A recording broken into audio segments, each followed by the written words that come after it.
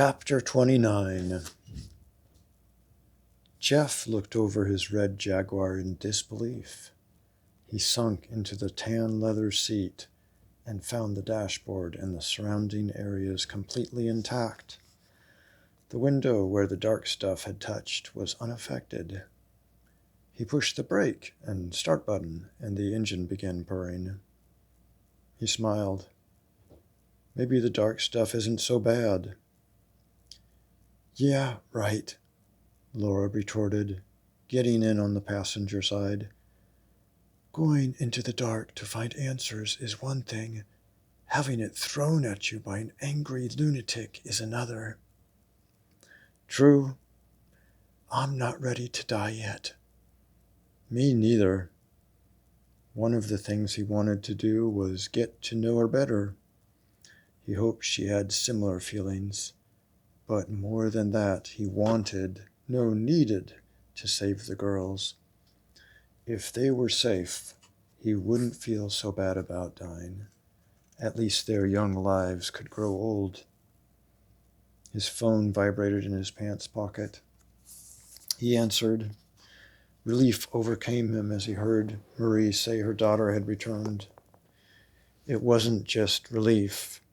It was reprieve from emotional torture that would have consumed him for years if the girl hadn't been found. Is she alone? Of course, Marie answered. Who else were you expecting? No one, he quickly said. We'll be right over. He slid the phone back into his pocket and breathed more easily. Laura asked, What is it? She's back in her room, sleeping, like she never left. Ashley? Yes, thank God. Now, hopefully, we'll get some answers. Driving as fast as possible, motivated by fear for Tina's safety, he arrived at Ashley's house in under 15 minutes. Marie was pleased he was so committed to her daughter's treatment during this stressful time, thanking him when she opened the door. Though her attitude quickly changed as she talked more of her daughter.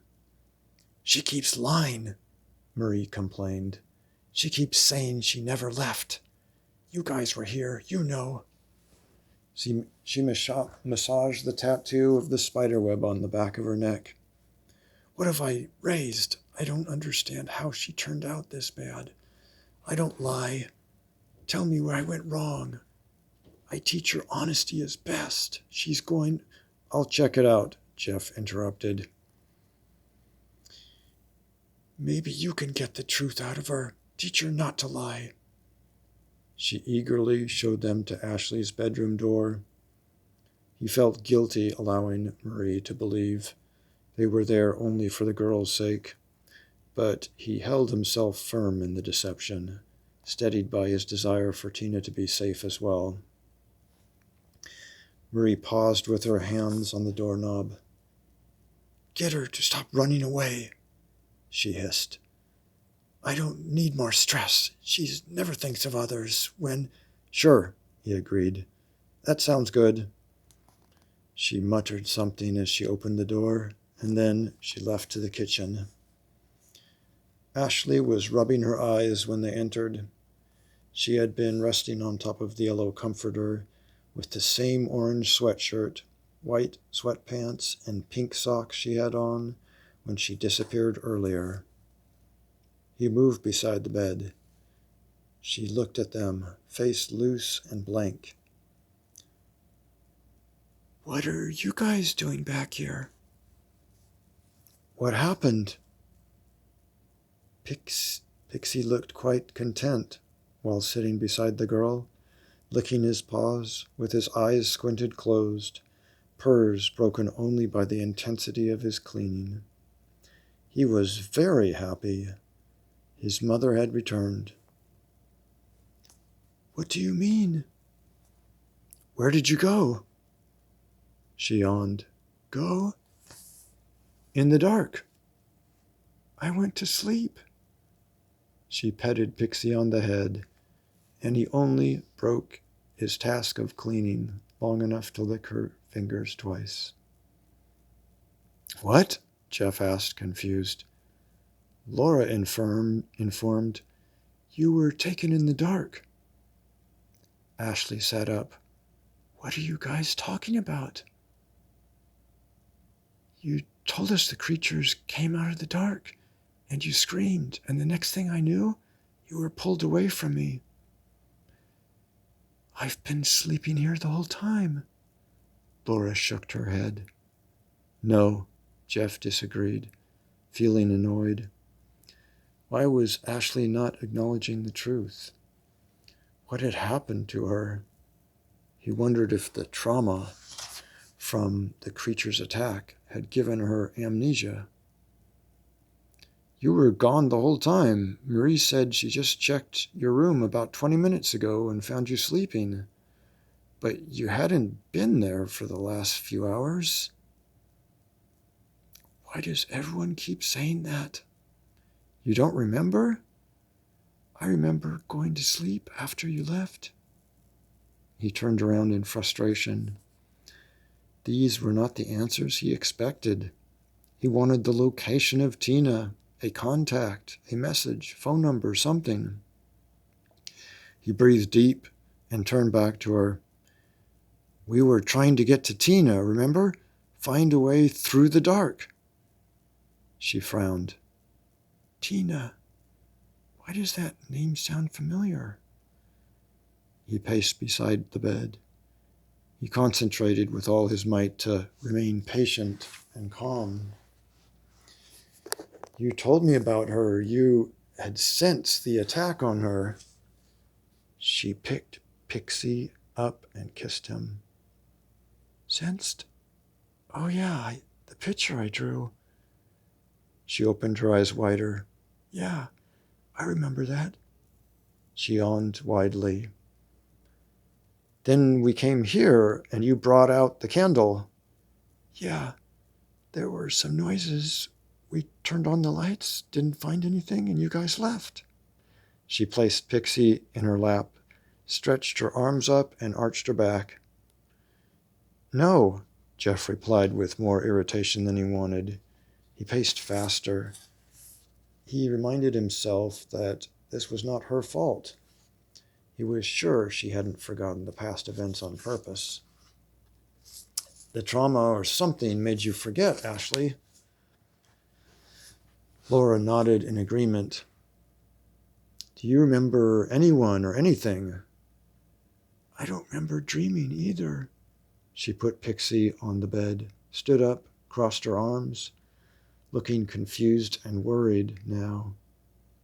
"I really did want to find Tina. It doesn't make sense that I would have given up so easily." She looked at Jeff, and her face pulled into a configuration much older than 14 years. "She needs us." "Good," Laura encouraged. "Keep going in that direction." She put her hands on her forehead, rubbing, then on her temples.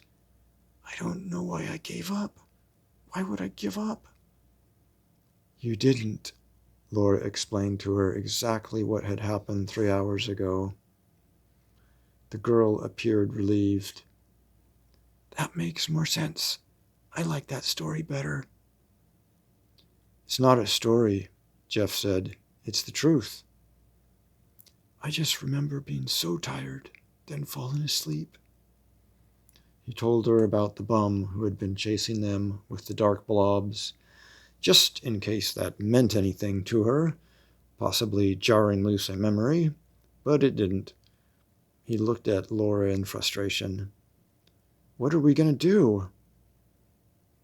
"We can try again," Ashley offered. "No," he replied quickly, feeling his heart accelerate. "I won't risk losing you again." "Can I see your arms?" Laura asked her. "Why? Maybe for clues?" Ashley pulled up the sleeves of her orange sweatshirt as she sat on the bed beside the lamp.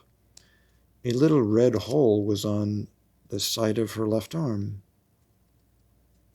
It looks like a needle puncture, Jeff ascertained. Did someone give you a shot recently? No, I haven't been to the doctor in months. She suddenly froze. What's wrong? Laura asked.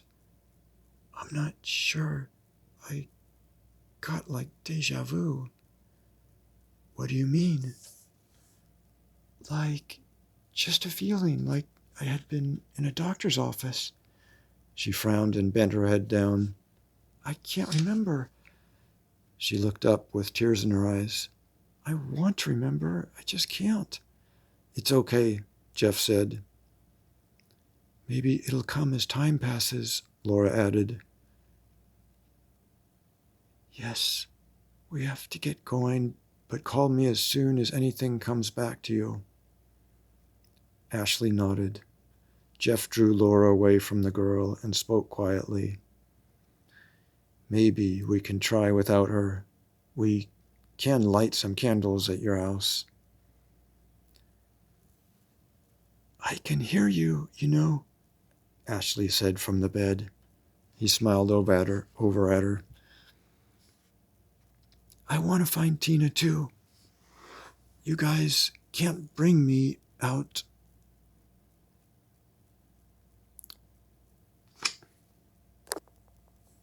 Without my mother's permission, but you won't find the creatures without me. Pixie mewed, as though the thought of losing his mother again were pure agony. I think she's right, Laura agreed. We can't risk losing you, Jeff groaned. We're lucky you came back at all. A thought occurred to him. You came back. Maybe Tina's back. Excitement warmed his chest and relaxed some of the muscles that had tensed in his neck over the past 2 days since Tina's disappearance. Maybe you did save her. He fumbled for his phone in his left pocket, dropping it in his haste. Ashley got to it first and handed it to him. Understanding filled Laura's eyes. He explained anyways. I'm going to call Charlie to find out. All his clients' phone numbers were programmed into his phone in case of emergencies. He listened to the phone ringing on the other end. He prayed Tina would be back. Everything would be great if she was just back with her father. They could forget about these last 2 horrible days and make better ones. If Tina was safe at home, he didn't fail her, and he could continue to help her deal with the dark. He believed her now, and would find a way to keep the monsters from returning. The phone rang and rang. No answer, he gasped, realizing he had been holding his breath. Laura suggested, let's go to her house. He hated waiting. If she was safe, that was fine, but he had to know if she was in danger. He wouldn't waste any more time driving around until he knew for certain. If she wasn't with her father, Jeff would have to make another plan, do something, anything to get her back without endangering Ashley. He wouldn't sleep until Tina was safe with Charlie. He continued to wait for someone to answer the phone.